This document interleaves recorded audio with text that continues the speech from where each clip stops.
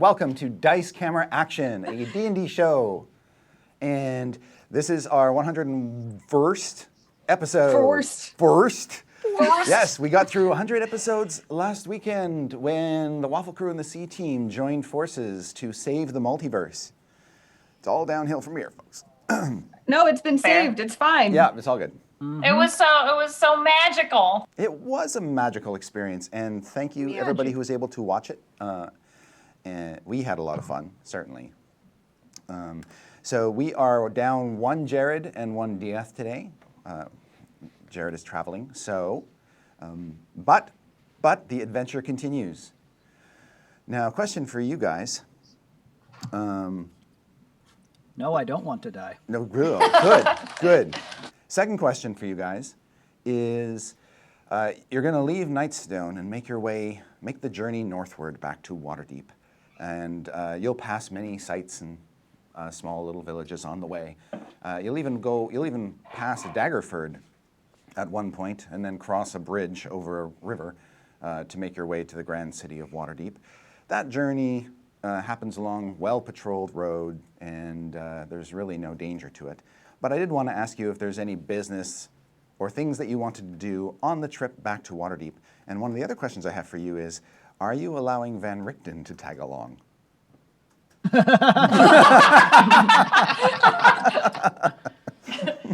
Right before we leave, so we get like a minute lead. I just want to try to banish him. Nope.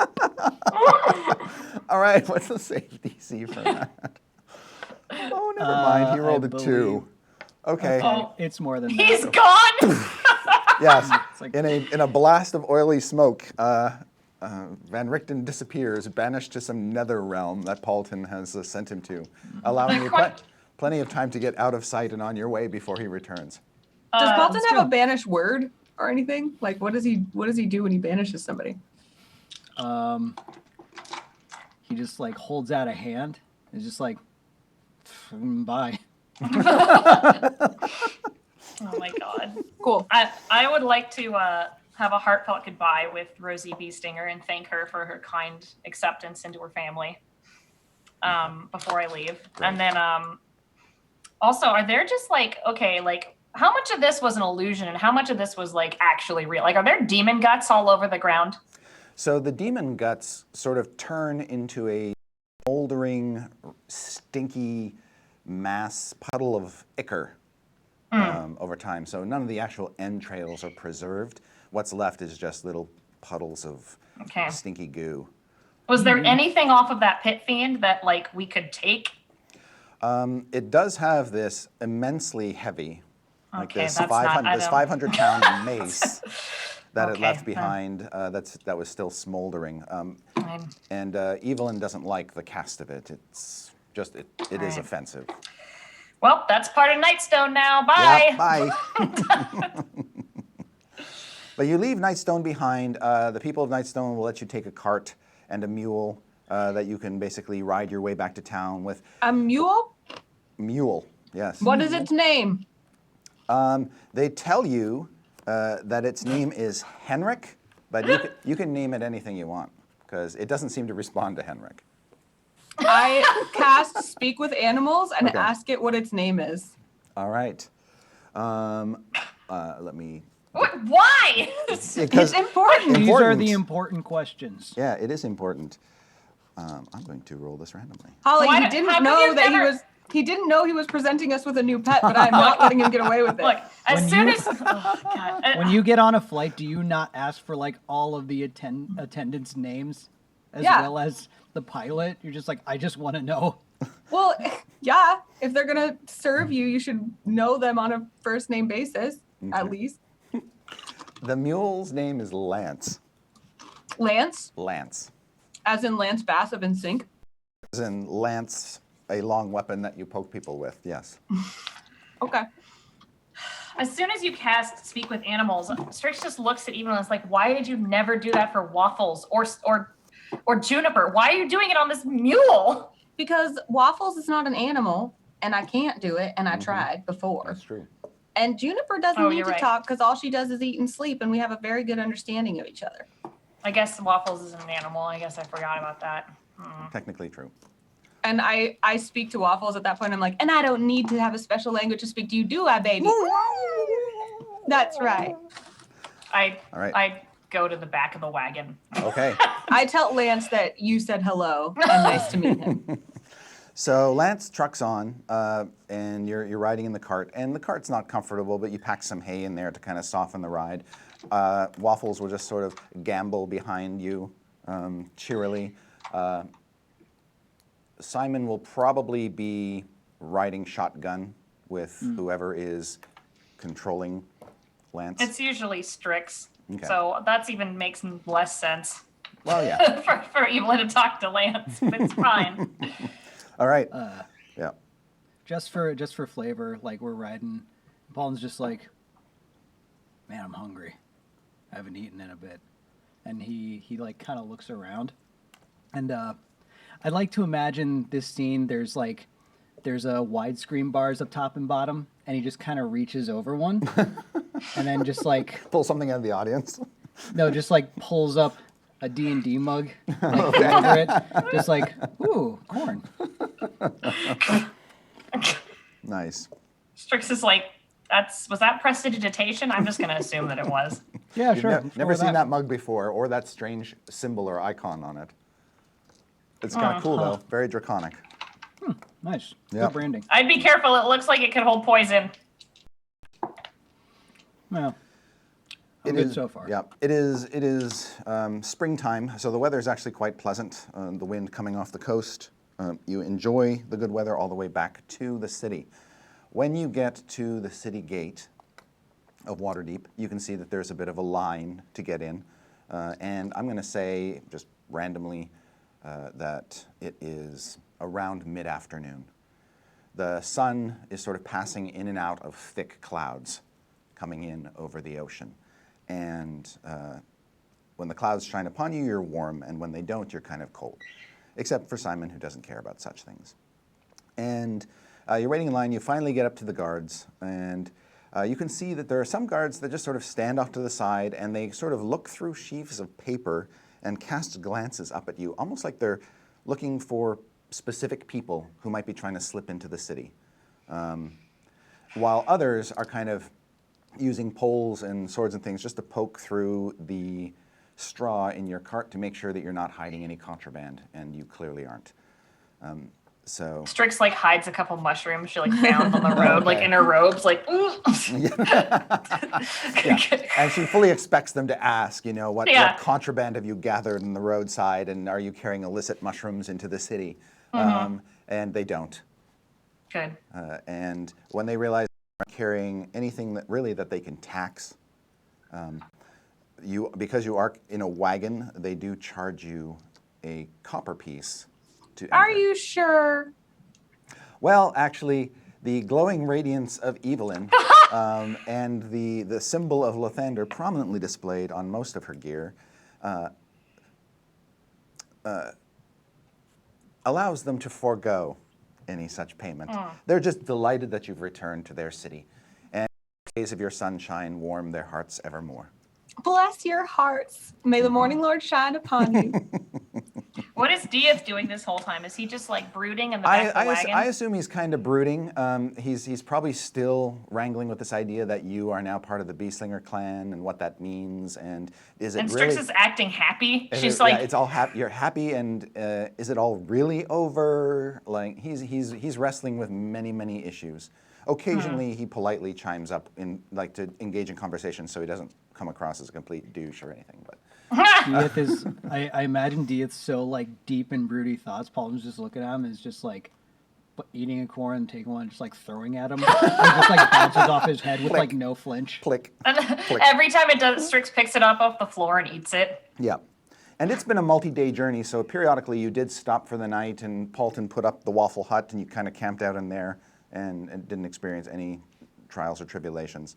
So it has been several days of Paulton just kind of tossing little corn pieces at Dieth. So by the time you guys trundle into the city, make your way through the trades ward, up into the north ward, Dieth is very happy to hurry upstairs, unpack his things, grab a backpack and then kind of leave on errands. He tells you where he's going. He says he's going to probably go spend some alone time, fish, which he hasn't done in a long, long time, and then he's going to maybe catch up with the city watch about what happened in the matter dealing with the garbage monsters, just to see if he can get some closure for you in that regard. And you don't want any company?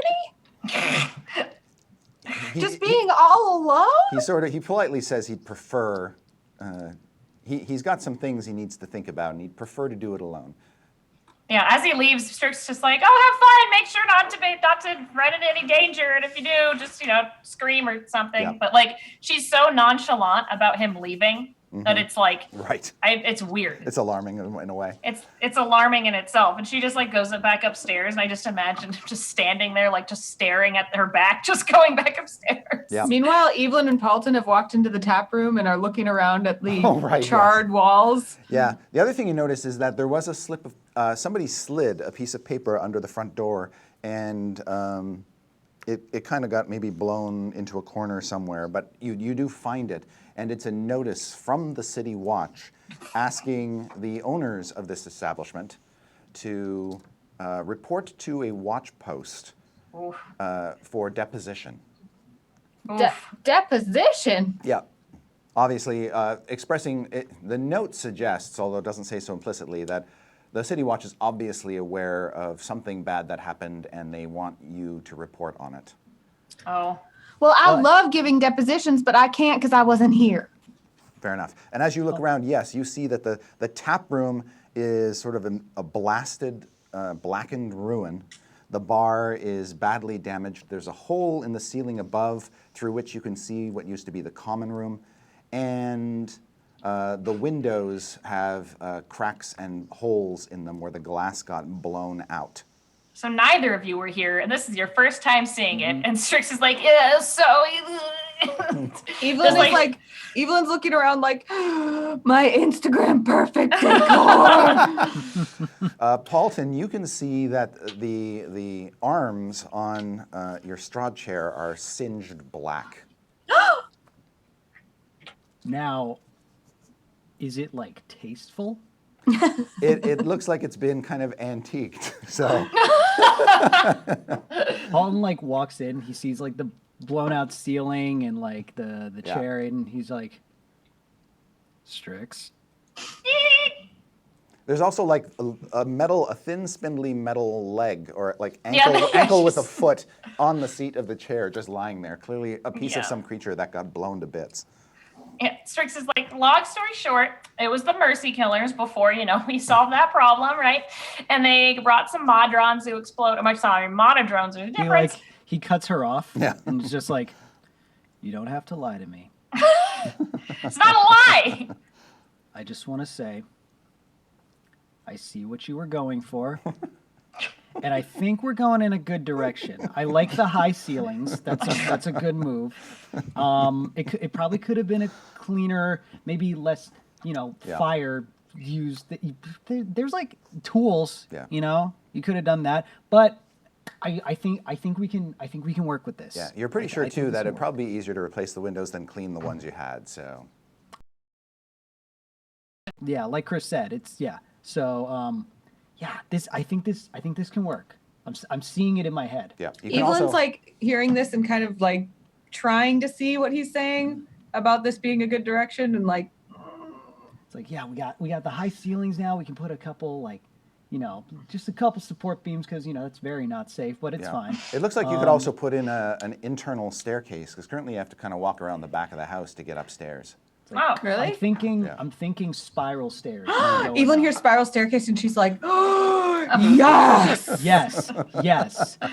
Write that down. Spiral staircase. I need to go to the hardware store right now. When this is all happening, like Strix like, okay, and just like leaves, and Paulton and Evelyn can talk about decorating, and so she just goes back up to hers and Dia's room. Okay. And when she does that, she sees like her stuff on the floor, like just in the corner, and just like where she sleeps, it's just like a floor sleep. And she kind of like looks at it and like looks at the room and the bed. And I'm sure there's nothing in here that Dia has put in here. I'm sure it's just like totally empty, other than like, I don't know, like a like lock pick. Yep. And yeah, she just kind of looks in. She's like, I don't know why I sleep on the floor. Why do I sleep on the floor? And so she'll just go and gather up her stuff, and she's gonna go and try and find her own room. Okay. You can take the empty room on the same level that Waffles lives on in Yeah. the den. Yeah. So she just goes up to the den and finds her own room, and I'm sure there's a bed in there too. Yep. And she just kind of like sets her stuff up. She actually takes a couple of things off her robes and sets them like on the windowsill and like. There's actually kinda a really like, nice slender wardrobe in this room too that you didn't notice because when you open the door, time just to look in, the door kind of blocked the view of it. Oh, good. But as you sort of look around the room, you see it standing by the door. It's this tall, thin, beautifully carved wooden thing with these sort of sylphs and other kind of elemental creatures worked into the design. Ooh, neat. Can I open it? Is there anything in it? Some hangers and there's sort of a standing back mirror that kind of resting at the back of the wardrobe, which a mirror. which can actually be pulled out. Yeah. Oh, I'll pull it out. Yeah. Okay. And I'll just put it somewhere in the room. And also, I don't know if prestidigitation works this way, but I want to like make the walls in the room like black or dark green or something. Oh, okay. There is sort of peely old wallpaper here that probably should be stripped off and then replaced with something before you start to color everything. Okay. Well, I think about that later, and I'm like, Okay. And then she'll also go down to the library, and if there's any like weird occult books, she'll bring them up to her room and just set them up. No books per se, just empty shelves and bookends and other things. But yeah, no books. Disappointing, but notes to herself to get books. Yep. But yeah, she just kind of makes it her own space with whatever she has, like Okay. and she's just kind of sits there like and looks at it, and then just goes back downstairs. Okay. I think when you come back downstairs, Evelyn has like a full drafting paper out and she's like drawing exactly. Paulton is like pointing to things and like telling her what they should build. We both have hard hats on. Yeah. And we're just like, yeah, okay, I can. Oh my god! And I imagine Paulton has his witch stream up and he's like streaming the home improvement. Like we're now an HGTV stream kind of. I don't know. Mm-hmm. But so Evelyn is taking all these notes and she has like a pile of notes and she's like, I have to go get stuff for this right now. Okay, you do that, and Okay. I will stay. Yeah, that's a good Goodbye. idea. See if any more inspiration hits. You just look Yeah. around. Oh, what are we doing theme wise? Are we doing a theme?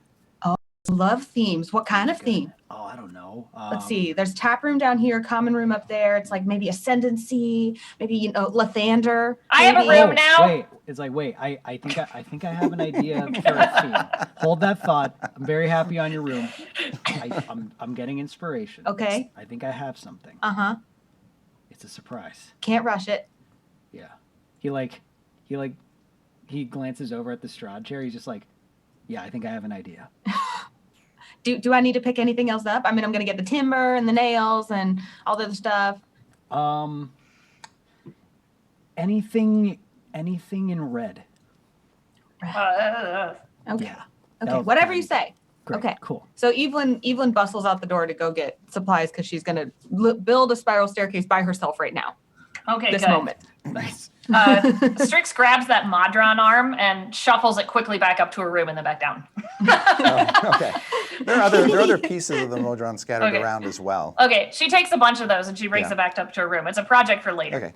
Evelyn, make a wisdom check. My pleasure, Chris Perkins. That is 16. Okay. As you head off, or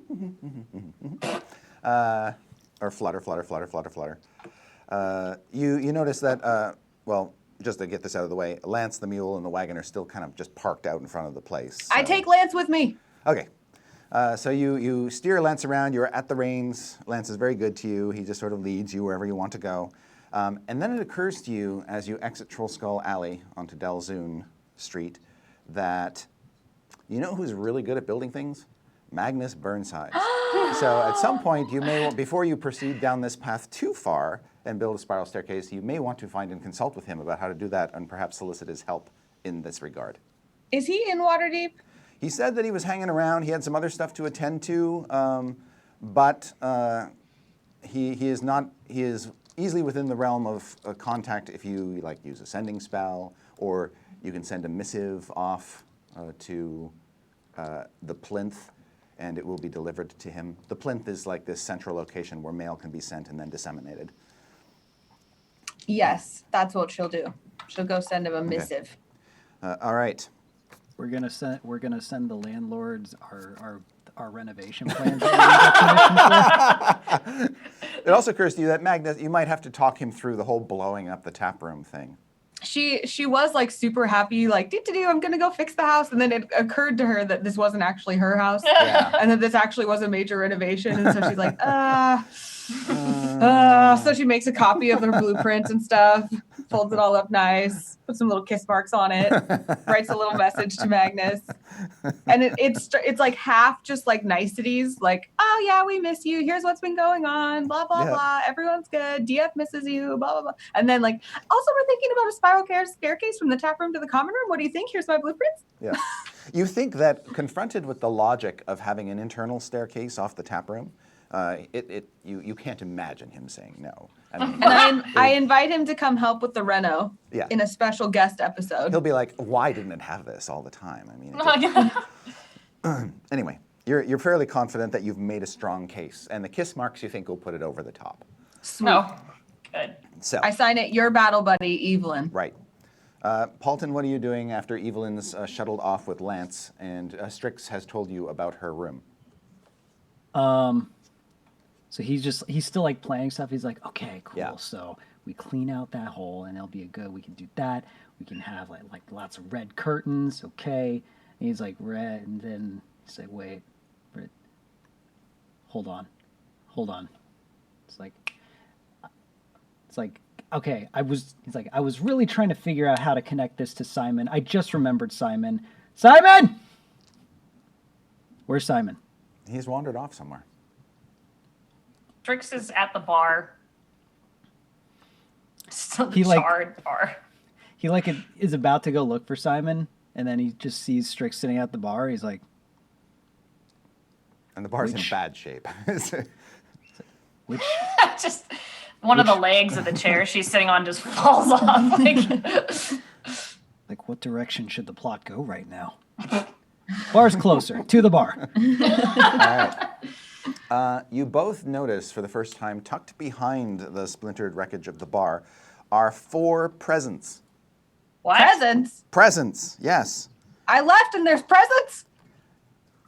You can see that there is a tall, kind of flat rectangle present. And you can see that it's got gold and white and pink wrapping paper with a bow, and it's addressed to Evelyn. I don't like this. You can see that there is a sort of resting on a shelf next to that is a small little square box dressed or sort of in smoky gray newspaper wrapped up with a tag with Strix's name on it. Then next to that is a purple and red, beautifully kind of varnished old wooden box with a bow kind of wrapped around it. And you can see carved into the box are little sort of musical notes. And this one's addressed to Paulton. And then the last one you can see is sort of a long, slightly bigger than a shoebox box that is kind of wrapped up in purple and green paper with a kind of a rope with a sort of a complex knot on top. And there's a little card tucked under it that says DF. Oh, are we getting post episode 100 DM presents? Yup. Strix, did you let someone in and make No. a delivery? Oh, good. I'm very Cool. concerned. Bombs.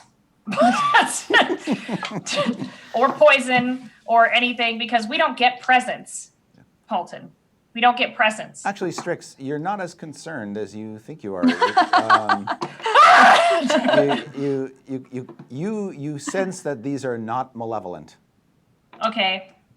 That Why? weirds me out a little bit, but as I feel the wave of calm wash over me. Paulton's already opening his, just like, Yeah, all right. You pop yours open, Paulton. You can see that within this carved wooden box is a beautiful folded cloak garment. Ooh.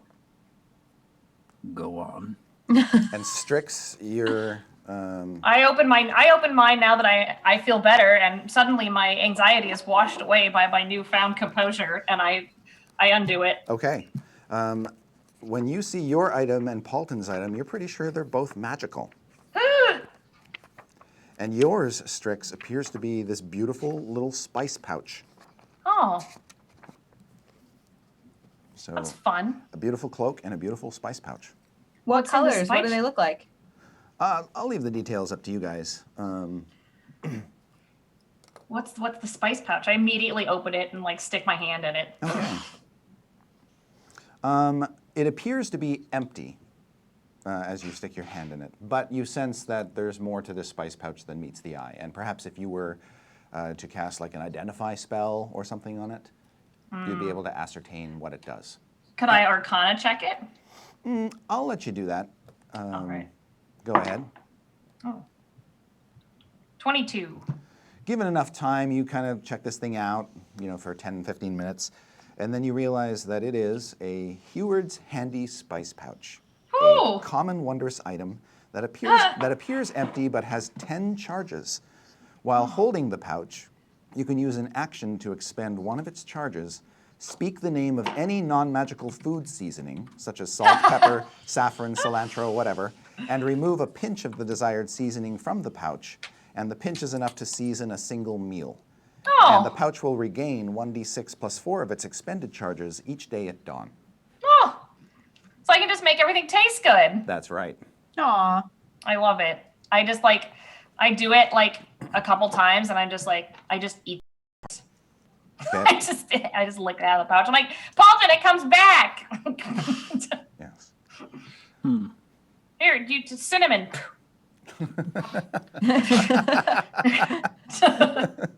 Oh, it is. Paulton, what's yours? What's yours? Do you want me to look at it? Do you want me to look at it? Do you want me to look at it? Can you look at it? Really good. Oh, cool. That's 24. Okay, you believe his is a common wondrous item called a Cloak of Billowing. Oh my God, yes! Of course it is. While wearing this cloak, you can use a bonus action to make it billow dramatically. The chat called that, by the way, immediately. Cool. Do it. Strix is like jumping up and down. Do it. He does it. Yay! Ooh, it's so dramatic. It's just like, wow. And he's like, that's cool. Okay. What else? Oh, and he starts opening tea. That's good. Yes. Strix is like, no, wait! Just make a dexterity check You can't to do try that. to undo the knot. Okay. Okay. Let's see here.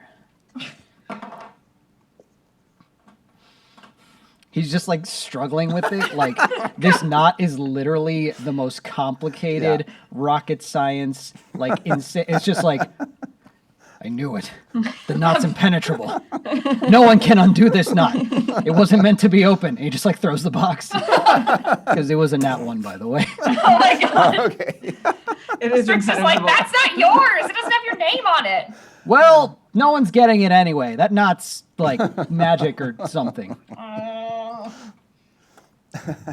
you gonna open Evelyn's, or are you just gonna let her open it? No, she'll be back soon.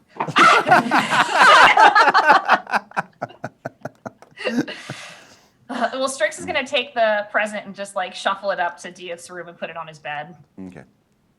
and then come back and be like, "There, it's not yours." Fair. When you go upstairs, Paulton, the trap door leading down to the basement opens, and Noska the dwarf climbs out, Ah! coming up the stairs from the cellar. Has he just been there the whole time?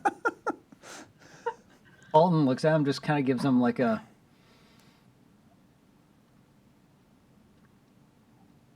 Hi? And he looks around and he says, I didn't do it. The presents. Oh. He's looking at the devastation. Oh, that. I was thinking more of the presents. It's I like, oh didn't no, do this that is either. this is a renovation. It's a work in progress. He looks around skeptically. Yeah, you see, this is why we're doing this, because you see what is, but we see what could be. He says, where is Evelyn? Oh, I miss her she's out. so much. Yeah, Why do you live here?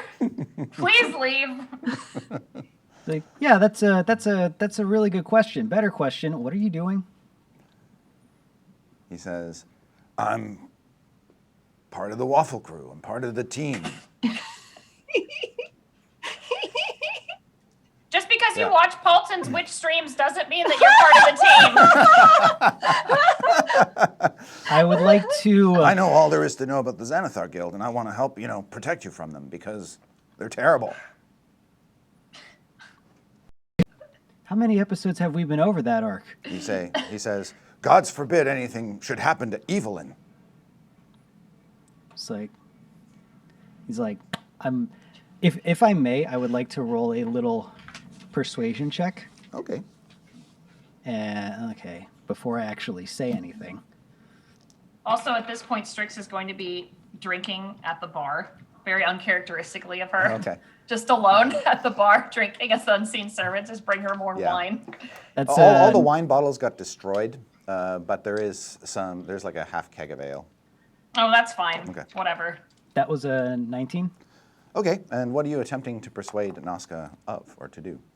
It's like, it's good to see you. Mm-hmm. Good old friend, old buddy, old pal. Can you do me a favor? Can you say off for me? Can you just like I want to check something. I think You see he's got like yellow teeth and they're nasty and he goes, all right, Crooked. cool. It's like, so hot tip. If you want to keep what's left of your teeth, you should probably go. what? I left some ale. Great. Bye. He says, You're throwing me out? No, I'm asking you politely to leave before I throw you out. I don't want to leave. But He looks at me. and then he sort of looks at you, sees the measure of your persuasion, your billowing cloak. Leave this place. And he says, Well, I was only trying to help. But if fine. Fine. You come back if it furthers the plot, okay? Anyway, cheerio. We've got stuff to do. Okay. He turns to leave and makes his way to the door, gets halfway there, and kind of looks over his shoulder at Strix. Eh? When you don't say anything, he keeps marching to the door. Strix is like at least like 3 giant like tankards of ale in at this point, and she's looking around at the chairs and she's like, Paulton, I have an idea. Come here. It's funny. Come here. It's a barmy idea. Come here. Hold on.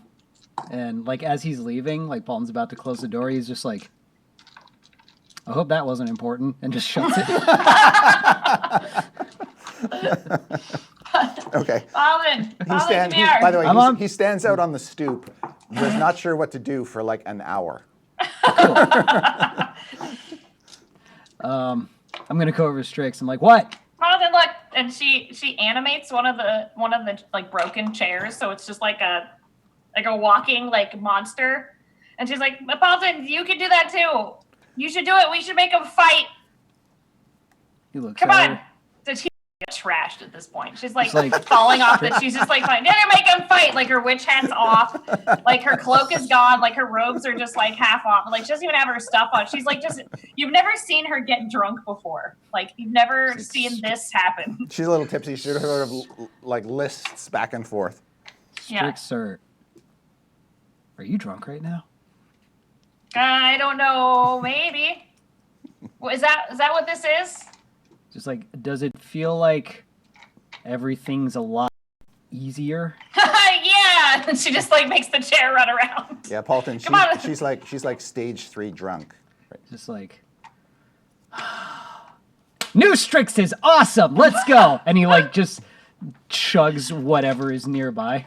Okay. He's like, all right, let's go. And he animates his chair. So he drinks like 2 big gulps of spoiled milk. Yep. Oh, God. That's not what I thought it was.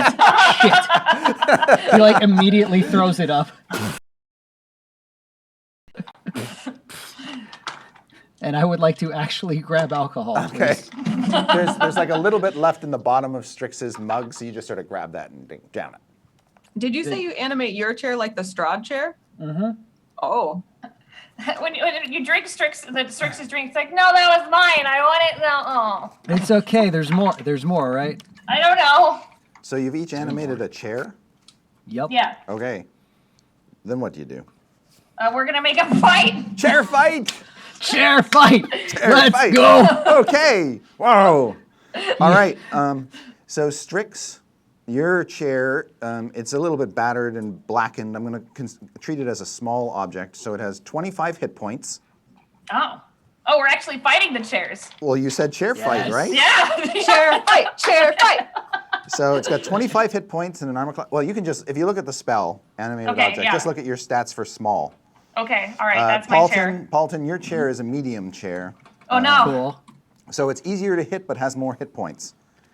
And So- it is not quite as accurate, but deals more damage. So this is actually going to be an interesting Okay, cool. melee. We've done it, guys. We surprised and delighted Chris Perkins.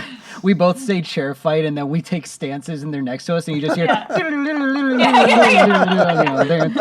dun, dun, dun. Yeah. Yeah.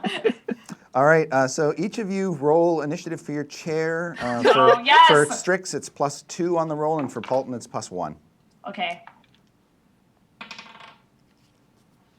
18. I got a 13. Okay, Paulton chair goes first. So Paulton, no. you're +5 to hit with your chair, Ooh, okay. and you got to hit a 16. Okay. Well, that was a 17. Okay, so you do Oh, no. you do 2d6 +1 points of No, my damage. chair. 2d6 plus 1. Okay. So 3 So Strahd chair punches blackened chair. Oh, no, my chair. for 10. Ooh! Oh, no. Part of the back flies off your chair, Strix, but your chair retaliates. It's +6 to hit. Oh, man. My chair's so ready. Strix is like, that was my chair. And you only have to hit Oh. an AC 13. I didn't. I rolled a 2. Oh, My dear. chair loses a leg. Yeah, your chair misses, swings wildly and turns- misses. Can, This turns super anime. Paulton's like, it appears your chair has not trained hard enough. Does he make the cloak billow? Yeah. at this point, can Evelyn open the front door and return? So let's just break off the chair combat for a second. Evelyn, as you make your way to delivering the message, you see Noska walking down the steps away from the house, a little thundercloud of anger over his head, his shoulders sagging, his lower lip sticking out far too widely. Aww. And he sees you and looks up and suddenly senses a turn in Noska's fortunes imminent. And he stands there as you come by with your cart and lance. Hi, Noska. Paulton threw me out, Out of where? and I was looking after the place while you were gone. You were house sitting? More like under-house sitting. Why? Because I was worried somebody might, vandalize it and steal your things. Oh, that's so nice. It's totally an invasion of privacy, but still nice. Invasion of what? Privacy. It's, I don't know, a thing. That you see, he doesn't even register what that is. Okay, well, I hope you have a nice day.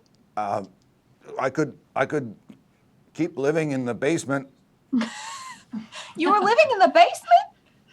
Yeah, I'm a dwarf. We Well- like basements. I mean, do you have somewhere, don't you have your own home? Not since I left behind the Xanathar Guild to join the Waffle Crew. Oh, join. Well, I wouldn't want you to be homeless. That's what I am, homeless. Oh. Well, until you get on your feet, we certainly have enough room. You come on back. Oh, good. Okay. Yeah. Hop in. All right. He climbs. He actually has some trouble climbing up because he's got one hand and then a crossbow hand. So he tries to pull himself up on the cart. How do you shower? And shower. She didn't say that. Nothing. He tries to pull himself up on the cart. I'll make an athletics check for him. After some struggle, he does succeed. He finally gets up into the back of the cart. Great. So she continues home. Okay, and then you barge in the door with Noska a few paces behind you, and you see chair fight. So Evelyn sees this instantly, has some timbers in her hand, Noska behind her. She's like, chair fight! She throws stuff behind her, slams the door on Noska, and is like, where's the scrying mirror? And she goes and gets the scrying mirror, turns on Paulton's witch stream, and she's like, Oh my god. hello, I'm your commentator for the day, Evelyn Avalona Helvig Marthane. We have a great match for you, and I'm so excited to take you into this match. Let's go. She starts commentating. All right, the next. Okay, we're in the next round. So Strahd chair, you're +5 to hit. You need All AC right. 16. All right, that is. Ooh, that does not. Okay. Huh. That does not. Then He we- the chair takes a swing and misses. It's like, it's all right. We scared him with the first turn. You got him next time, Strahd von Cherevich. Hang on, gotta write this down. Oh, no. If Strahd von Cherevich wants to win this fight, he's going to have to step it up. He cannot count on his size alone. It looks like Scrappy Burnt Chairs or whatever. Strix, what's your chair's name? The chair Rickton. All he hears is he just like, oh, you bastard. It's Chair Rickton. Match of the century. Oh, this episode is gonna get real dark soon, so let's enjoy it while it lasts. No, just chair puns, please. Okay, go. Paul's just like, after this next attack, you won't have a leg to stand on. Looks like Strahd von Cherevich is telling Van Richten to take a seat. Go ahead, Chair Oh, Richten. no. Chair Richten. Chair Rickton rolled a Rickton. 3 to hit. And Chair Oh, Rickton no. misses again. Okay, then it's back around to Strahd von Cherevich. It's what's the bonus? It's +5 to hit, and you need a 16. Okay, that's a 19. Okay, you get another 2d6 plus 1 points of damage. Okay. Oh, okay. So, 9. Looks like Strahd von Cherevich wants to put a stake through the heart of Chair Richten. Get it? Because it's a vampire chair. It's my first casting event. I'm trying my best. No, you're doing great. So, we believe in you. You're keeping track of the hit points there, Holly? Yeah, I have 15 left. Okay. Oh wait, sorry. No. How much damage did you do? You I'm just sorry. did 9. Okay, I'm still up. Yeah, you got 8 hit points left or something? I have 1. Because you have 25. You have 1. I have 1. 1 hit point. 1 hit point. Okay. So I shake my cane, which is just a leg at you. Okay. You get to attack now, Chair Richten. Okay. Chair Rickton. You're oh plus my 6. god. Chair Rickton. Okay. Chair Rickton misses again. Yeah. Chair Richten, more like Rickety Richten. So she's She like, makes her own Emily, noises. be quiet. Okay. It's too loud in here. Strahd von Cherevich is just stomping Chair Richten, and it's its turn again. All right, Strahd von Cherevich, they're on their last leg. Let's finish this off. 19. Okay. Oh yeah. Yeah, You just how do you want to destroy this? So, Poor old man of a chair, as always. Are you gonna take him up in the air and just land on him? no, I imagine like so Strafon Cherevich like kind of like anime like ducks on its side and then like kicks all four legs out from the dusty old chair and just like blows them clean off of him. Nice. like one of those slow-mo scenes. Mm-hmm. Yeah. And like they don't have eyes, but you can feel the eye contact as Yeah. it's going down. Yes. Chair Rickton has one last tremble before it is completely splintered into irretrievable pieces. Ladies and gentlemen, No! your chair fight 2018 champion, Strahd Cherevich! Hey! Strix just falls to Strix just falls to the ground on our knees and is dramatically like, "No, we were going to go to the big leagues." You're holding like two pieces of the chair in your hand. No. It was a valiant effort, but you have much more training to do because there's only one champ. And now we go to the winner for our winner's interview, Strahd Cherevich. She positions it so it looks like the chair, but Paulton is right next to her to do the voice. Mm-hmm. Strahd Cherevich, you have emerged victorious in the most important chair fight competition of the entire year. To what do you attribute your success? You're asking the chair.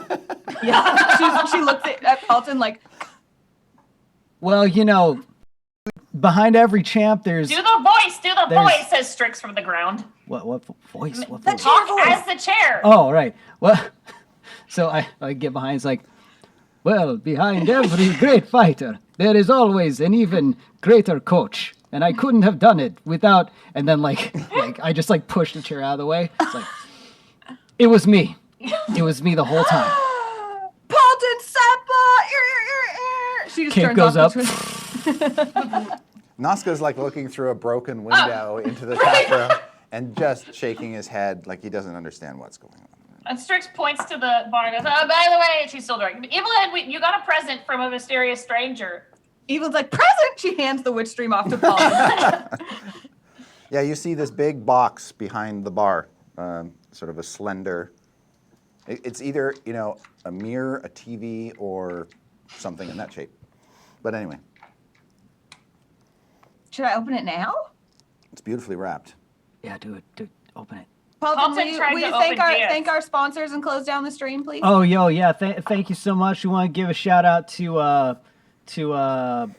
hold on. I have something. I don't know.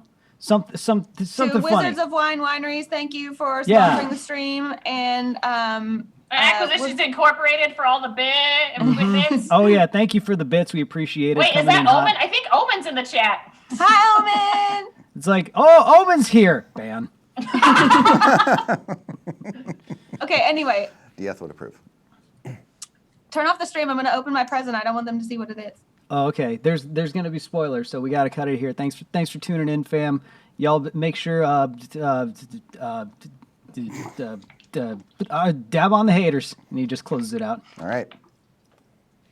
All right. Evelyn opens her present, and she does it in that really annoying, super delicate way where someone's like trying to She wants save to the keep all wrapping the paper. Yeah. Mm-hmm. Okay.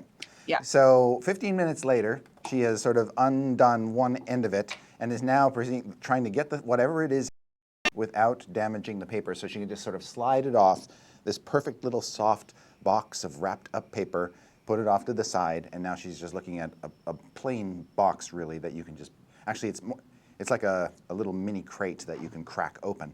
And when you do, you see that there is a beautiful gold-plated shield inside it. A shield? Indeed. And the front of it is shaped in the likeness of a face, Oh. What kind of face? a human face. Huh. It looks like Creepy. it looks like your face. It looks Ah! like my face. Ah! No. It's And like, they're like rays of light protruding from the face.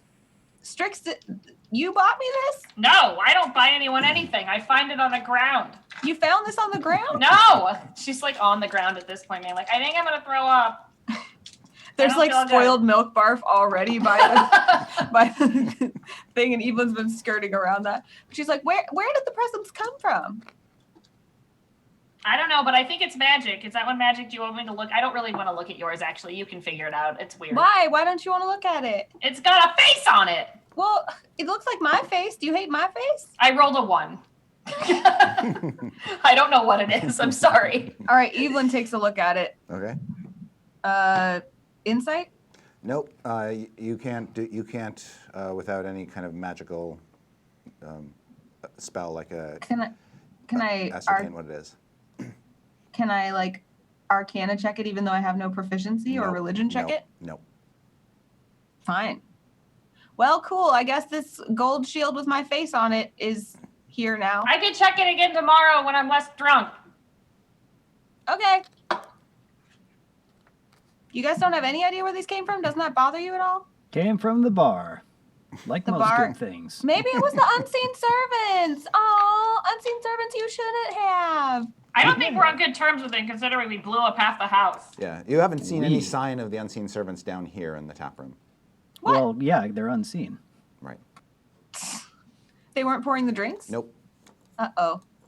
Oh, I did serve myself. I thought that was weird. We should probably find out what's up with that. Magnus might not like us blowing up the unseen servants in his house. Baldwin like looks around. It's like, if you guys are okay, don't do anything. See, they're fine. I have a room now. Oh, you do? I gave myself a room, Evelyn. It's not the floor. That's so nice. Did you put up stuff in it? Did you decorate it? I kind of. Right now, there's just pieces of a dead Madron. Do you want help? No. Are you sure? I don't want. No, I can help don't you want decorate No, no. Are you no, sure? No. Okay. She looks at Paulton and she's like, "You already have too much work with the tap room. Why would I ever have to give you that much more work, Evelyn?" The tap. Oh, she opens the door again to where she left all the lumber and Nazca. And she's like, look who I found, Nazca. He needs a place to stay. He says he wants to live in the basement. He brings the lumber in and just sort of drops it on the floor.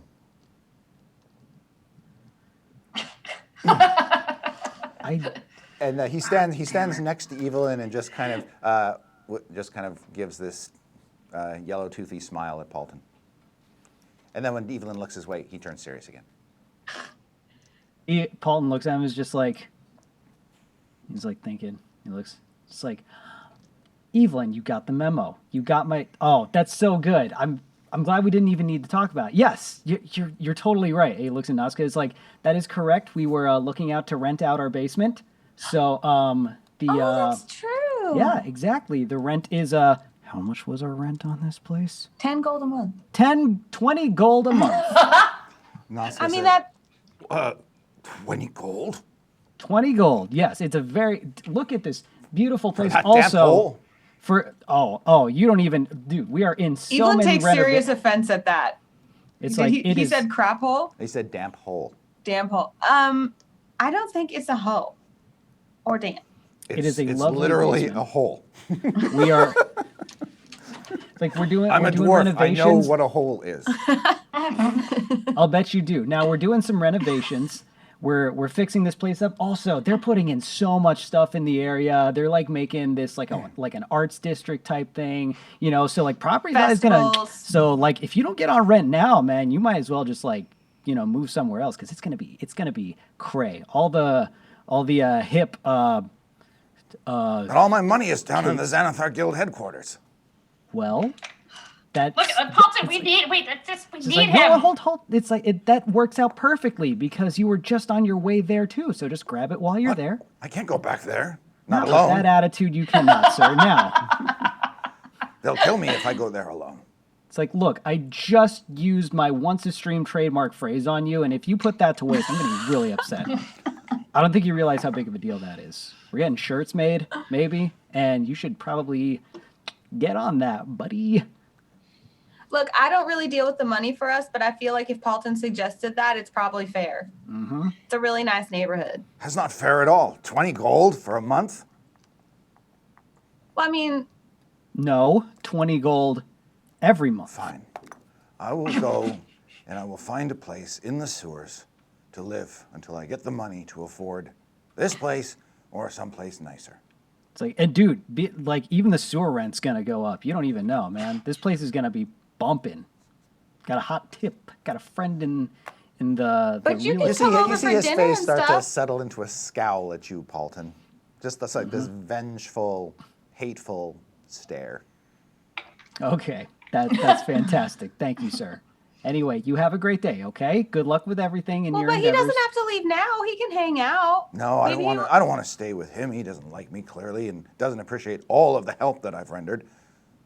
Well, Paulton, that's not Help? true. Is it true, Paulton? When you say help, define help. He says, "Back at the place with all the chairs, when I could have killed you and I didn't, and I helped you. I shot 2 goblins who I didn't like That's true. anyway, but still they're dead. Kudos me." Yeah. Do you know how to do construction? And then he says, he's about to say, "I'm a dwarf, of course," and then he kind of looks down at his Oh no. chopped off hand with the crossbow mounted to it, and he's like, "Not so much, no." Okay, Well- there's a very, very, you know what? I'm open to it. We just need to do a quick interview as a potential tenant, and we'll consider dropping the rate. There's just a quick thing. An interview? Yeah, just super quick. It'll literally take 5 seconds. We can do it right here, right now, just to see if you qualify. Let's do it. And he takes out, he just takes out a gold coin, just holds it up, and goes, "Take it." God. He shoots you. He just, oh fuck! That was Oh, you the rolled a coin. natural 20? Oh my God. Wow! You. Look. That was rude, but we have a strict no shooting roommates policy. Yeah, you're gonna All right. have to go. It's time to leave. He shoots you for 32 points of damage. Okay, Evelyn gets real mad. And as you buckle under that, the coin drops, it rolls over to his boot, and he picks it up. Oh, I banish him. You're like gasping for air, Bye. and he disappears. Duh. Evelyn, Ow. Evelyn goes. I'm sorry. She goes and heals him. Okay, you sort of, you're like, on 3, 1, Yeah. Okay. heal. Oh yeah, that's good. That hurts really good. Okay, nice. How much healing are you giving? All of it. 32. All right. She was. So just Man. just like a little scar remains. Is it cool? Does it look cool? Let me see. Let me see. With your shirt off, it will, because it's like right in your stomach. So Oh, sick. Yeah. Cool. Yeah, I guess it looks okay. I guess. It's like, oh, good, great. Cool. So I'm gonna suggest we interview maybe a couple other potential tenants. I just get a weird vibe from that guy. With him shooting me. I think he is a poor, misguided soul, and he deserves our help and understanding and compassion. However, I do think that when behavior reaches a certain threshold, one has a right to protect themselves. So, Like shooting me. right. So yes, I agree. Maybe he's not the best roommate. He shot me. I know. I'm real sorry. I brought him in here. I was giving him a proper, unbiased interview, and the man shot me. I mean, maybe you're interviewing. I mean, like, You see, as you guys are talking, you see Strix on the floor, and she's holding her tail. And like you've never even seen her acknowledge that she has a tail at all. And she's holding her tail, and she's going, "Do you guys know I have a tail?" Is it like moving? Yeah. yeah. I thought that was like an accessory. I thought you got that from ChairCon or something. That you No, just, it's hanging- mine. And she's like just drunk holding her chair. I'm like, isn't that fun? It's Oh, so by the way, fun. Evelyn, New Strix gets drunk. I like New Strix. Do you want to touch it? It's kind of gross looking though. I She don't like wanna- holds her tail up. No, I'm gonna take a huge pass on that. Everybody New make Strix everybody is fun. make perception checks. Do I'm I gonna have say Strix, you have because I'm disadvantage. drunk? Evelyn's like, we can all get drunk. Dia's gone. It'll be fun. I'm fun too. He, Oh no, Evelyn's he looks at getting Evelyn just like, okay. Okay. I have a 8 perception. Okay. I That's got a great. 7. That's awesome. 12. Okay.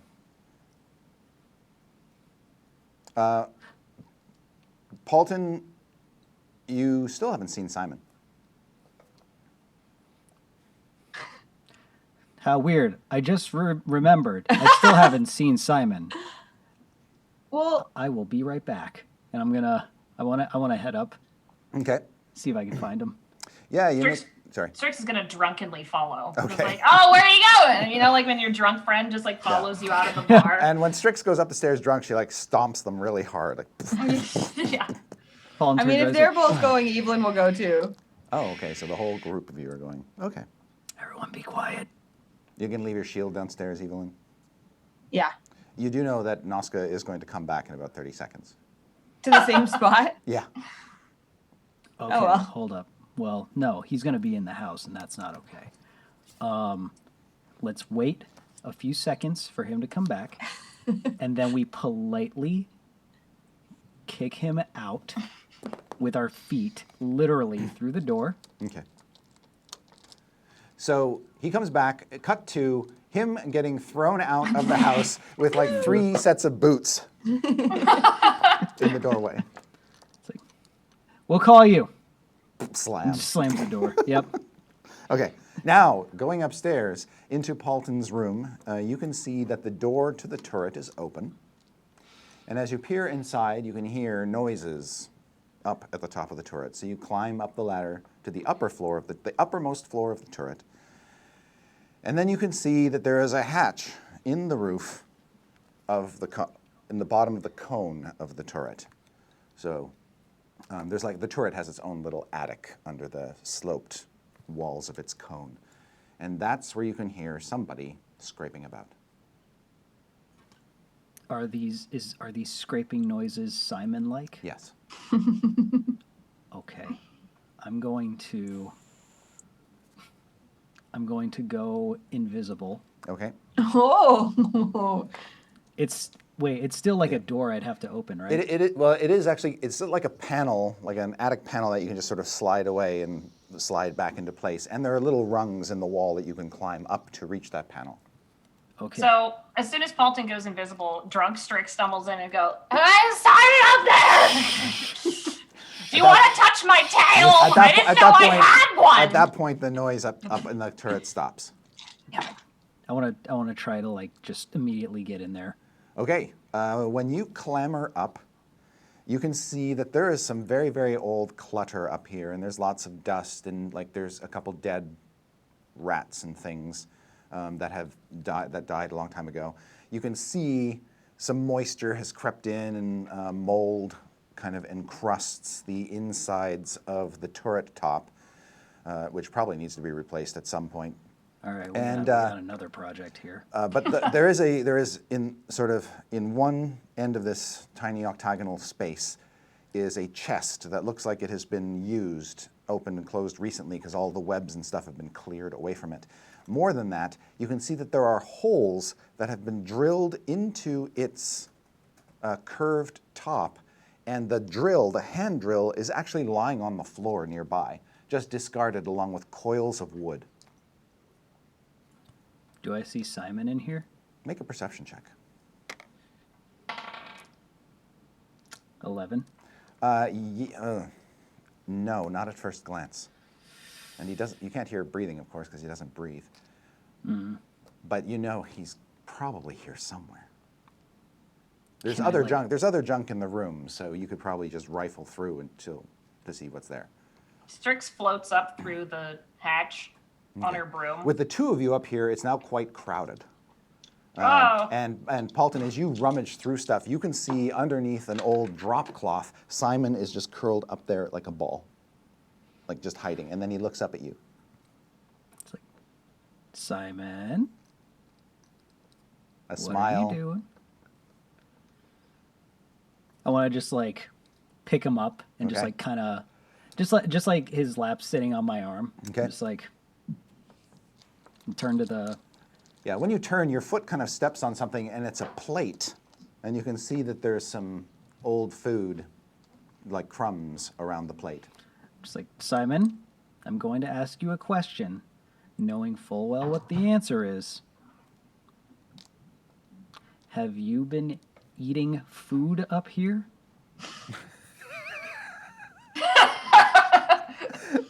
He looks at you and nods yes. Kid You've Strix. been eating food with your mouth and your digestive system. You're telling me that's what you did. He sort of rotates his head towards Strix and then back to you. And It's like, don't look at her, look at me. And she's like, Simon, I have a tail. You wanna? Not now, not now. he nods. Okay. And his face, his sort of downcast, so he's kind of nodding with his chin Okay. toward his chest. Can See? Strix see the chest with the holes in it? Oh yeah. Well, he's gonna like turn to the chest and be like, "Is there something in there we should know about?" Oh Simon. no! Ooh, Strix turns into rats and is gonna go look at the chest holes. Once as a Strix rat. gets out of the way, pokes her head up and what's going on? It's just full of rats I'm also, now. Okay. I'm Yeah, it's also full, place gonna- full of rats. I'm also gonna walk over to the chest and be like, "I'm going to look in there. I'm gonna be very disappointed if you're lying again." Strix, as you peer in with your ratty dark vision, you can hear breathing, and you can see a shape cramped up in here, all sort of. It's hard to make out details because you're looking very closely at it, and it's filling up part of the chest that you're in. But make a perception check, Strix, before Paulton throws the chest open. Is that a disadvantage or? No. Okay, that was a nat 20. With that roll and your scent and your sight and all that, you're pretty sure there's a kid locked in this chest. Oh no! You see the rats just like scatter. And, yeah, they then- scatter away. They climb off the lid as Paulton kind of throws it open. And Paulton, yeah, you see that there is a bound and gagged 11-year-old boy Oh, I'm so glad that Edith isn't here. in this chest. I look in, I see this, just like, Simon. You can see he's No. turned his head around and is just kind of looking at a wall. Oh. Now look, no matter what it is you're into, I accept you. Yeah. And the kid is alive, by the way, and is now looking up at you, Paulton, with just plaintive eyes. Evelyn goes to deal with the child while Paulton disciplines Simon. Evelyn goes to like unbind and help the child. Okay, as you tear the bonds off of him and remove his gag, he throws his arms around you, Evelyn. She holds him but waits for Paulton to finish what he's saying to Simon. She's like, Just look. It's like, look, The boy says, We- "Thank you." it's okay. It's okay. we accept you for who you are and whatever it is you're into, but the tying stuff, I feel like you're a bit young for that. Okay? Evelyn's Baby like, nope, steps. done. And she Strix, takes as the you've child climbed down. off as your rats have climbed off the chest and are sort of scuttling around, you can see stuffed behind the chest are some pieces of paper and some pieces of charcoal or chalk. All right, I will coalesce back into myself to read those. Okay, By the all the chests. rats combine and assume their Strix-like form, and as you reach in and you start to pull papers out behind them, you can see that they are very, very crude drawings of what appear to be, well, they're really bad drawings, but make a perception check, Strix. I'm very sober now, by the way. No, that's only a 10. That's enough. They clearly seem to be drawings of Simon, but they look different from him. A deliberate effort to not look like, shall we say, a puppet. Oh Oh. Oh. Simon doesn't want to be a puppet. He wants to be a person. That's why he put the person in the chest. Is that right, Simon? Strix like looks over at Simon. He's done. Oh, Simon. Paulton, you have to tell him that he's just as good he's as. looking everywhere except at you, Paulton. No. Paulton, Simon. Sorry. It's like I had a moment there with myself. Simon, look at me. Look at me. Eyes up. Eyes up. He sort of looks at you. He turns his head just around so he can kind of look at you with one eye. Why do you think you need to be anything but yourself? He doesn't really have an answer. He just sort of shrugs and hangs his head. You don't need to do that. We love you as you are. Also, what the hell did you actually plan to do? He doesn't really respond. He's just sort of like shrugging his shoulders as best he can, being held the way he is. Were you studying this child? Or were you trying to take over this child's body? Left hand for one, right hand for two. He sort of gives a shrug like he's not exactly sure. Were you trying to do magic, Simon?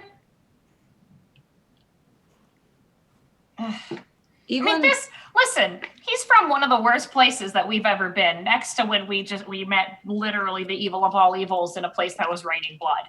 So look, he but doesn't that doesn't know. excuse. We just had this conversation about Nazca, where sometimes your circumstances make you more likely to behave poorly, but that doesn't mean that certain things are okay. And I'm sure that his father will discipline him for kidnapping a literal child. Nazca is not living with us.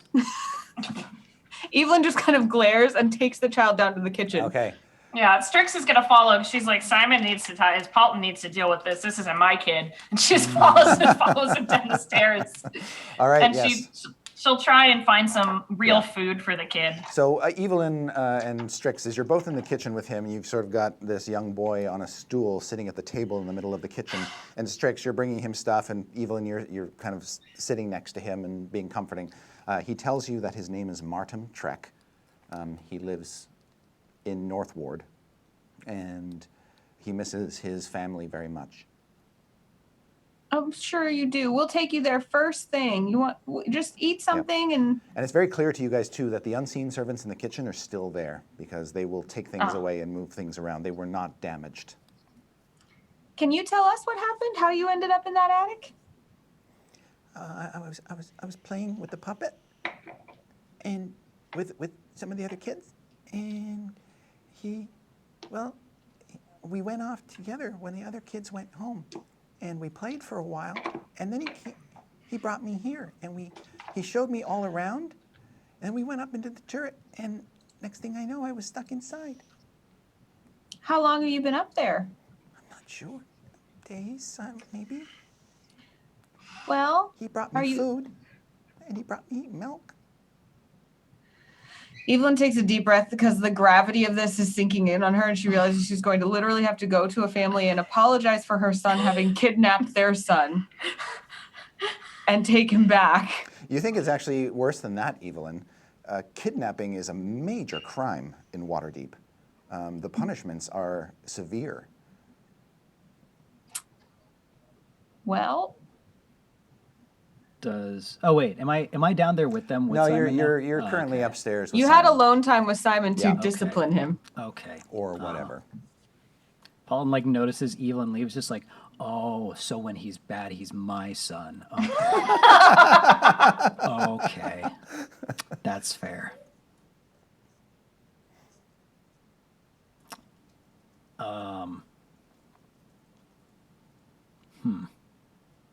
He's just looking at it, just like, It's like, son, I want you to know, I'm not mad. I'm just drunk and don't know how to deal with this right now. But you are going to go to your mother, and she's going to tell you where we go here. So you go to her. You promise me you'll go to her, yeah? Okay. Wait, I'm going down there too. We'll both go. Never mind. Let's go. Okay. So he follows you, I guess? That's the plan? Mm-hmm. Okay.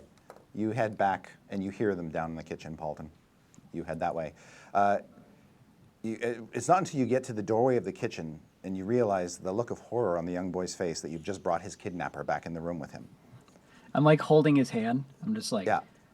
It's like, you don't need to be afraid. And you can see the boy, he's just like petrified all of a sudden and tries to get away. Evelyn hugs him, like lets him kind of nestle into her neck, and she's like, "What are you doing?"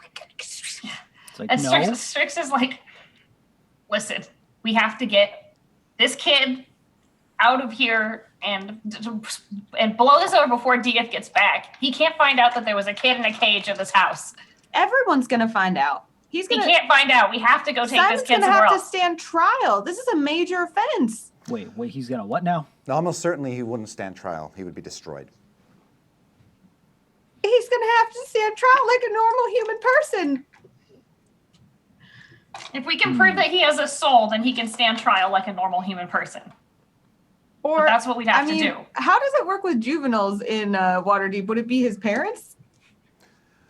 Well, so the crime itself carries very stiff sentences, anywhere from imprisonment and hard labor to, depending on the individual. In this case, unless Martin's like the son of a nobleman or something, chances are it wouldn't be death. It would be some sort of fine paid to the family, as well as imprisonment, flogging, and potentially hard labor. However, this is a construct. The magistrate may instead say the construct is the property of the kidnapper or kidnappers, and so they would be put on trial, and the construct would be destroyed. Evelyn explains all of this Waterdeep law to Paulton and Strix. So if you could not prove that the construct acted autonomously, you would be put on trial. Which honestly is probably better if we don't want Simon to be destroyed. So you or I or somebody here is up for trial for kidnapping. Kid, do you want to be an apprentice and know magic? Evelyn looks at him like, huh? How does that sound? The kid is horrified because Simon's here. He's not saying anything. He says to you, Evelyn, very quietly in your ear, "I want to go home." I know you do. I'm going to take you home right now. We have to- Hold on. Wait, Not wait. right now. Wait. Simon, I have an idea. Simon, go to your room. I have an idea. Simon looks at Paulton, confused. There's got to be a spell that we can just wipe his memory, and he'll just end up back home. We're not going to wipe his memory. We're He'll not just gonna end up back lie. home, and then it'll be fine. Maybe for his own Could you sake. send Simon to his room while we discuss this, please? Simon, you go to your room and you stay there and you wait there, please. Strix Okay. Strix goes up to Paulton and is like, Paulton, just use suggestion on the kid. That doesn't work forever. Simon will leave. Like, does the kid relax? Yes. I'm going to take you home right away. We're just figuring out how to talk to your parents about this because, of course, we will take responsibility for our child's actions. And then at least he won't remember being in a cage if we find some way to, suggest Make messing an with his insight memory. check, Evelyn. This is not a hard one. I mean, it's not hard to read a kid, but 13. you see doubt in Martin's mind that thing could possibly be your son.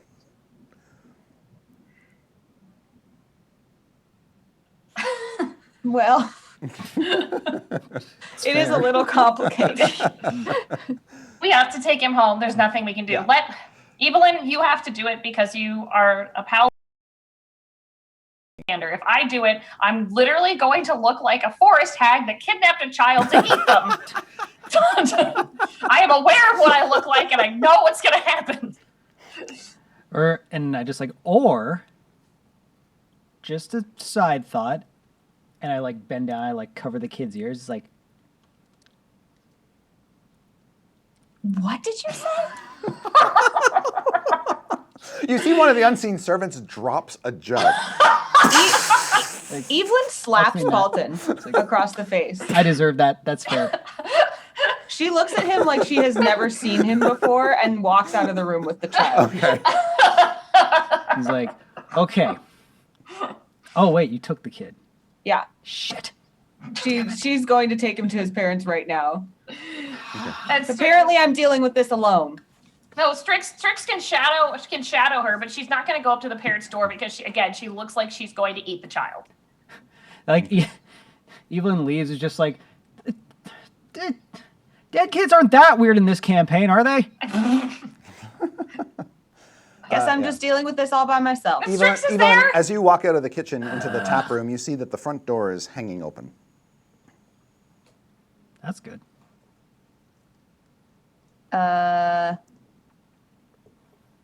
Front door's hanging open. Yeah. And it's still sort of swinging, like it just got thrown open and left open. It's kind of swinging shut slowly. Do I see anyone else in the tap room? No.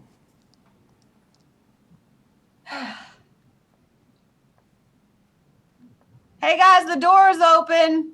I'm gonna Did go we take walk this it? kid home. Well, fine. You can just stay. I'll go with. I'll go with There's so someone that in the house. we can. There's I don't know. There's a lot of people. There's a lot of things going on in this house. I just kind of accept it. Do I see anyone around? Do I notice anything? Okay. Nope. Wait, is Simon? Where's Simon? You sent him to his room, your room. Oh, no! no. He ran away. That's not what I asked.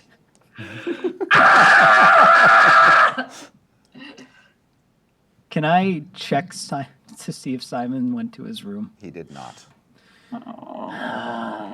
Okay, I get on my broom and I'm like, I'm gonna find him. I'm gonna use. Can I use locate creature? Yes, you can. Cool.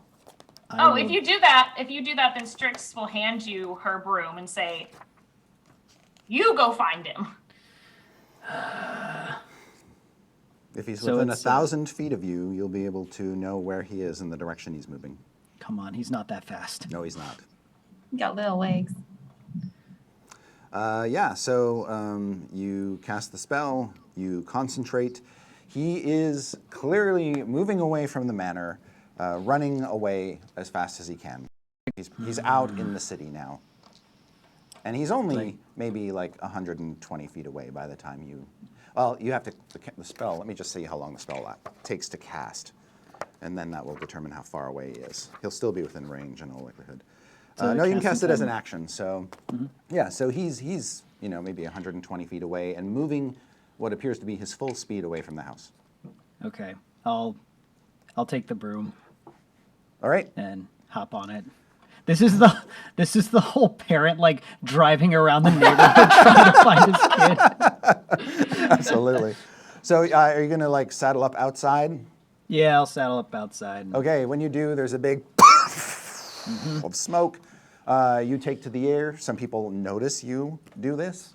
Now, people in Waterdeep tend to be pretty nonplussed about things, so mostly they just look to see what's going on. And as you rocket up in the air and follow the spell, you can see Simon sort of running out an alley and into the street and into the path of an incoming coach.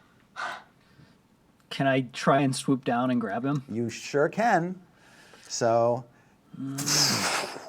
you barrel down, a big trail of smoke behind you, through under this sort of overpass, and then come at him from behind to grab him out of the path of these charging horses. And he stops and stands in front of the horses as they barrel toward him, and I would like you to make a roll. And this will be a strength athletics check. Come on. Oh, 11. You grab him and out of the way mere seconds before he is pulverized under horse hooves. And now I'd like you to make a dexterity saving throw. Ugh. 17. You also avoid crashing into the wall of a building as you suddenly go vertical. Your feet literally dances across the facade of the building as you swoop upward. But It you just, have, like- you have him. You like ascend up, and I just like kind of float for a bit. Just you like, notice the thing. This is a very unstable ride with Simon on it because it technically doesn't support two creatures. But Okay, you still I have want to it, like. I'll just land wherever I can nearby. Sure, there's a But rooftop. just cool. I just land on the roof. I'm just like, holding him, just like, what? Why did you do that? Are you What are you doing? You can't just run off like that. It's like, oh, you scared me so bad, and you almost died. Again. God, I hate that that's a phrase that I use so often. He's shaking his head. I just like pull him in and hug him. Just like, don't do that again. He doesn't reciprocate. He just sort of hangs there while you hug him. Please don't do that again. Just like holding him from me. Please. Simon. He's like depressed. he's like looking down the rooftop, looks back to you. I like kind of scoot him farther away. Okay. Yeah, you get a sense that he's like measuring the rooftop to see if maybe that might kill him. Oh, our depressed boy. Let's go home, okay? He just sulks. But you do get him back. Evelyn. Yeah, as soon as he leaves to go find Simon, I leave with Strix if she's coming to go take the kid home. Well, Strix is debating on whether or not to clean up the attic just so that Deeth doesn't see it. And she'll ask Evelyn, like, should we do this? Look, he didn't go into the attic enough times to find out there was a kid there, so I doubt that he'll be wanting to go into the attic right now. And by the way, he's going to find out anyway, so up to you. I mean, I know what it's like to clean for catharsis, so if you just need to clean something, then go ahead. But I'm going to Do go we take need this it kid for home. evidence? I don't know. That's a very good question in your mind, Evelyn. If the kid were to go to court and report what happened to him, almost certainly the authorities would want to see the scene of the crime. I think you should leave it exactly how it is, and I'm going to go take this kid home, and you're welcome to come with me, or you should go help Paulton find Simon. I will come with you. All right. But they don't let them see me because I know how that goes. Are the two of you going on foot, or are you taking Lance in the... Lance. Okay. I don't tell Lance the whole story, though, because he's new, and I don't want him to judge us. Right. You can see that Martin is strangely kind of fascinated by Lance. There's something, maybe the kid just likes animals, you're not sure, but before he actually gets in the wagon, he does kind of walk up to the mule and kind of put his hand up on the mule's nose. And Lance is very patiently just sort of sniffing his hand, actually licks the kid's hand. And a smile crosses Martin's face for the first time that you've seen. Oh. You like Lance? Mm-hmm. I think Lance likes you too. Mm-hmm. You guys can be friends. He smiles. Hi, Lance. So Strix will be like, I need Juniper. Give me Juniper. Oh, she gives you Juniper. Yeah, and Strix says, kid likes animals. Strix is like, look, here's a little mouse. Her name's Juniper. Do you want to hold her? He looks and says, oh, that's really cute. Can I see? And Yeah, he she's does, like, and he pets her very gently. Oh. He seems to be really, really kind with critters. Oh, And he likes He animals. says, hi, Juniper. Aw.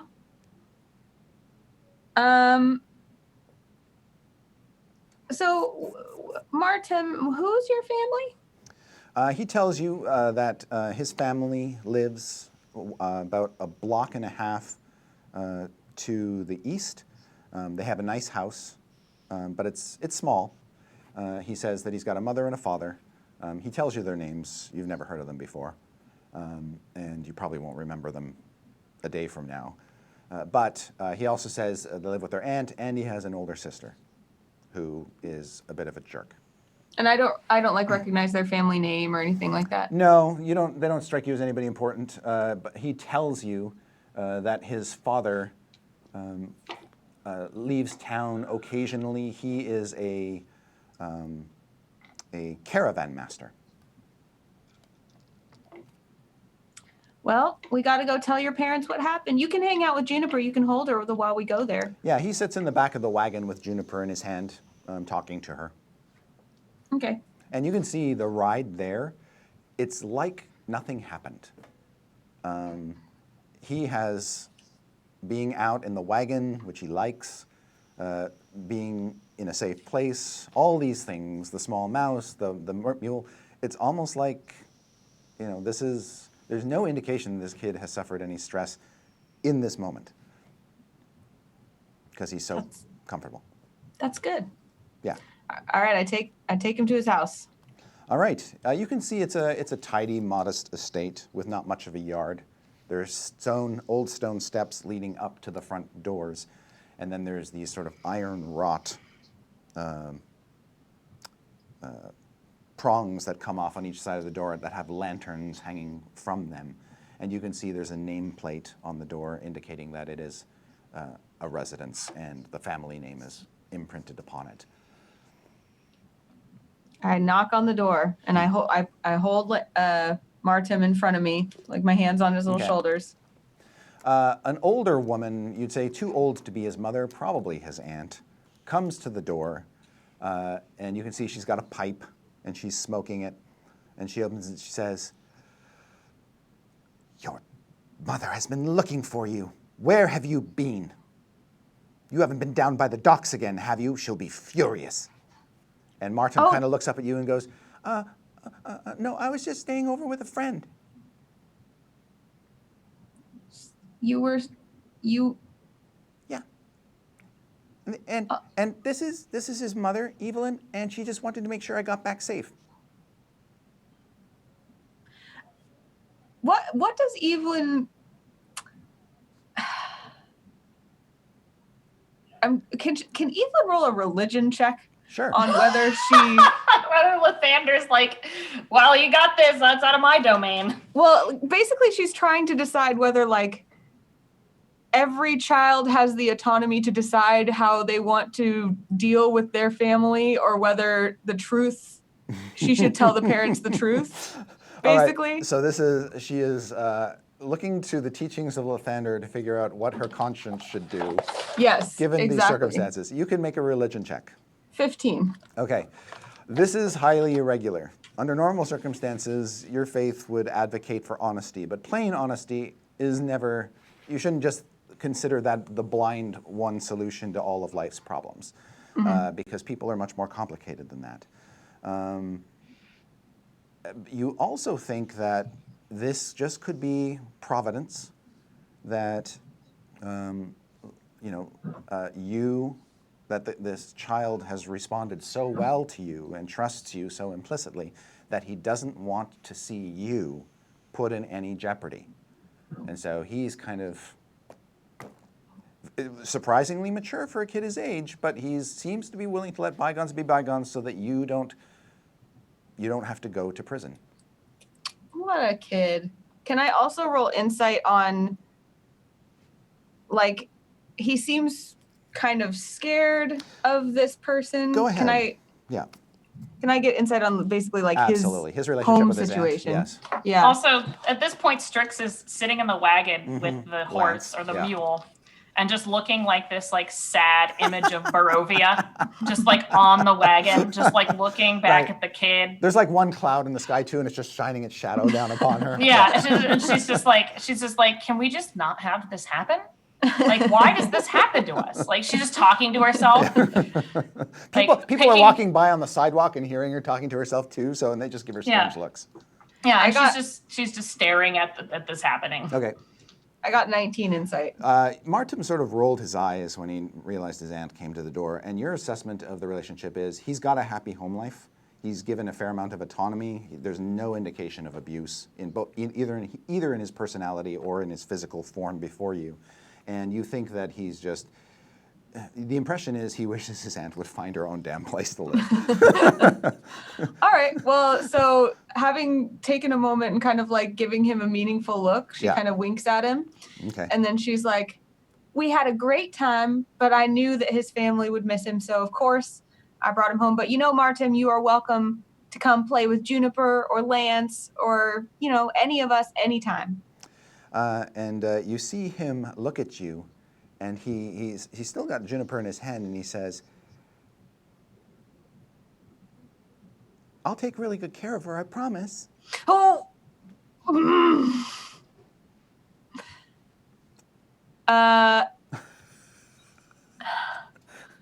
Well, you need to understand about Juniper. She has very special needs. She eats a lot, she sleeps a lot, and she does nothing other than eat and sleep and enjoy herself. You could come by tomorrow and give me a list, and I swear I'll follow it. I'll follow it more closely than anything I've ever followed before. She won't miss a meal, I promise. Evelyn gets down next to Juniper and looks at her, and she says, Juniper, do you care at all where you live? The mouse is just a mouse. It's just sort of hanging out in his hand, and it's sort of half sleeping in his hand, and just sort of opens a little red eye and looks at you and just sort of. Juniper, I knew that you were brought back to life for a reason. Oh my And God. I knew that we knew each other for a reason. And it looks like this child who needs love and a companion is the reason. I think this is meant to be. And she kind of scritches her behind the ear. That also makes it way easier for us to wrap up this very inconvenient plot point. A little Paulton rubbing off on Evelyn here. Okay. Paulton just like where he is, just like senses something. He's like, What the what hell? just happened? Yeah, I think Evelyn says that, and then she's like, what? Yeah. Something's wrong. So, since Juniper seems happy and it makes the kids so happy, Evelyn like kind of just melts and she kind of wipes a little tear, but she's like, this will be a good place for her. Looks like Better than a in good battle. home for sure. I mean, she has been riding around inside Evelyn's breastplate and like almost getting Yeah, killed I know, consistently yeah. for like a year. So, anyone can feed her and let her sleep. So that'll be good. She'll be safer here. So she says, yes, of course, and kind of like waves happily to him and says, come by anytime and bring Juniper to say hi. I will. And he runs into the house. Evelyn, The aunt just sort of lets out a puff of smoke and closes the door. wow. Evelyn kind of like looks a tiny bit like, she looks heartwarmed but crestfallen, just like, well, that went well. Strix is like, all right, when's the court date? There won't be any court date, but Also, Juniper, DF never has to find out. I would say that we should tell him, but he has been keeping a lot from us. Yeah, Lately. we can't. Do you see how sad he is all the time? Now that I feel weird, I notice that he's really sad all the time. Yeah, maybe we should do something nice for him. Not telling him about a kid in a cage is probably number one. That's true. Sometimes it's okay to not be 100% honest. I mean, it's not like lying so much as just, Protecting. I don't know, that feels a little morally gray, but I have had a lot of decisions made already today, and I think we should just go home. Let's go! She just All right, well, by the way, I saw you gave Juniper to the kid. I'm actually pretty thankful for that. We have way too many pets.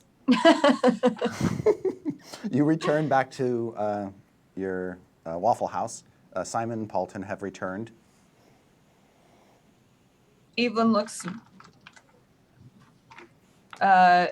relieved but sad. Like she's putting on a brave face.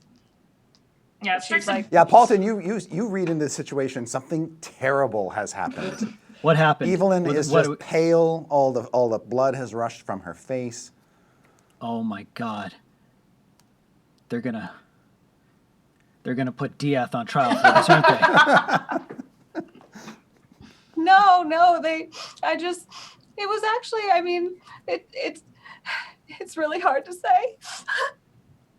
Were they- I let him keep Juniper. You're like, who the fuck is Juniper? Wait, I know who Juniper is, right? I have to. You do. Yeah, you Yes, do. you do. Okay, You I was do. gonna say it's like I know he's Periodically, Evelyn like feeds her with little morsels of food. Yeah, It's like what? yeah. Why? Because he wanted her and he was attached to her and I don't know. So you gave your pet to the kid Yeah. who wanted it? Uh-huh. Oh my God! Toy Story 3'd us.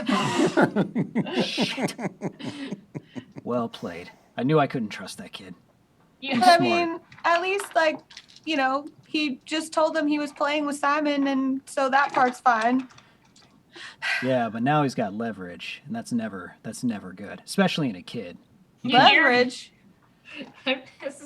I'm sorry in advance, but this is what Strix is doing. You hear a really large explosion. What? She casts Fireball into the turret. Holy shit. All right, so there's this blast. And then I'm gonna run up there. the bits of turret rain down into the alley and the street around the building. And you now have this roofless tower smoldering on the edge of your estate. And Strix, if Paulton runs in, she's going to look at Paulton and be like, he stays in your room now. Don't let him out of your sight. It wasn't a fixer-upper when we got here. Jesus. You said Magnus can fix it. It's fine. Now it's gone. Evidence is gone. The cage is gone. Everything's gone. Okay. Out on the cool. street, these little burning pieces of paper of Simon as a little boy sort of fall down in flames. Evelyn looks at all this and then looks at the bar and she's like, "How do you do this? And she gets a bottle. How do you Evelyn, when you go to the bar, you see that there is something sticking in it that wasn't there before, and it is a knife. Oh, good. And under that knife, pinned to the bar, is a piece of paper. Because you know what? I haven't dealt with enough today. I'm really excited to find out what this is. This paper stuck with a knife to my bar. You look at it, and it says, well, first of all, there's a symbol on it that looks like a circle with 10 spokes radiating out from it equidistantly. And above that symbol are written the words, "I have your owlbear."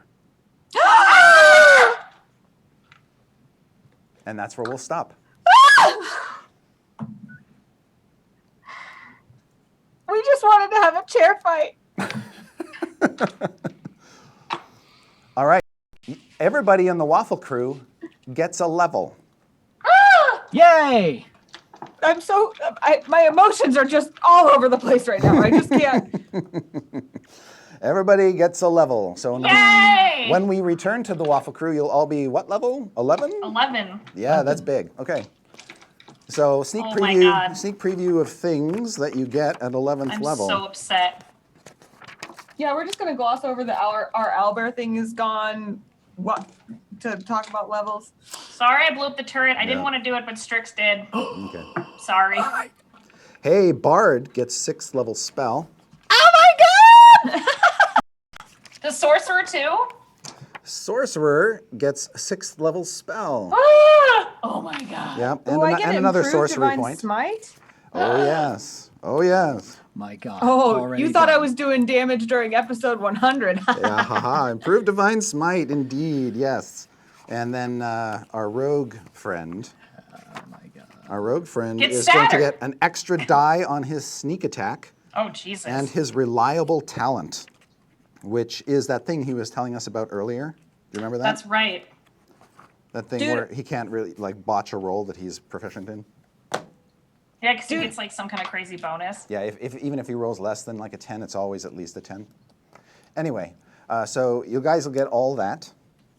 As a little You coda- get mass suggestion Yeah. for Paul's. All right. In addition, a quick announcement. Diath will be back next week. He will, next week, also be available in Idle Champions. Yay! Yes. Woo! Lots of cool, fun mechanical stuff attached to Diath for Idle Champions. Check that out next week. And we'll also figure out what Diath learned during his absence. And he comes back literally to the house actually, on fire. actually, we might not. Because how do you guys fancy this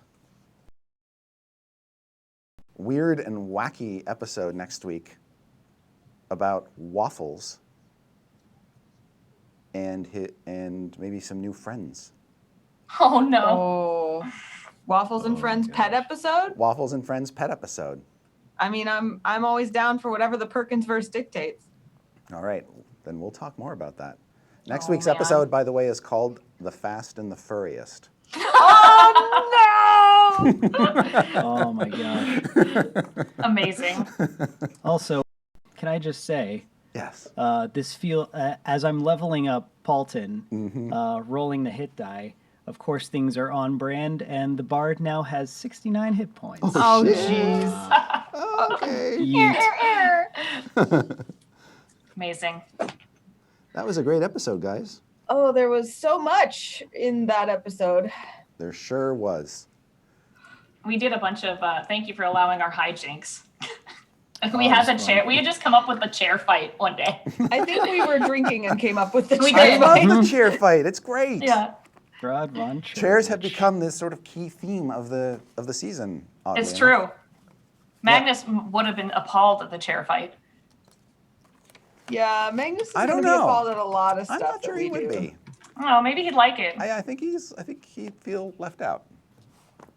Maybe we Fair. can have we can have like WWE chair down or something. Yeah. When he comes Guys. back. You recall he's made a few chairs in his day. That's true. Right. So he's probably got like an armored combat chair that would have been Oh. quite a formidable foe for Count Strahd von Cherich. I get one of my favorite spells at 6th level, Chain Okay. Lightning. Yes. Chain But lightning. fans, do not fear. I have no intention of putting Waffles in serious harm's way. So next week's episode is going to be a fun one if we do what I'm hoping we do. Whew. Wow. All What right. a Remember, what a this day. season is about friendship. Fair. We made friends with this child that Yes. We did. You didn't make Great. friends with Nazca though. Oh. yeah. Hope that doesn't come back to bite us. It'll be fine. I think it may have already come back to bite you. Yeah, I meant to write a little letter to him to just be like, yo, sorry you can't live with us. You can still come over sometimes. We're still buddies. But then, Simon kidnapped a child, so I was going to get to that afterwards. Yeah. All right, that one goes down in the record books as one of our best. Everybody tune in next week. Until then, take care of each other, take care of yourselves, and we'll see you then.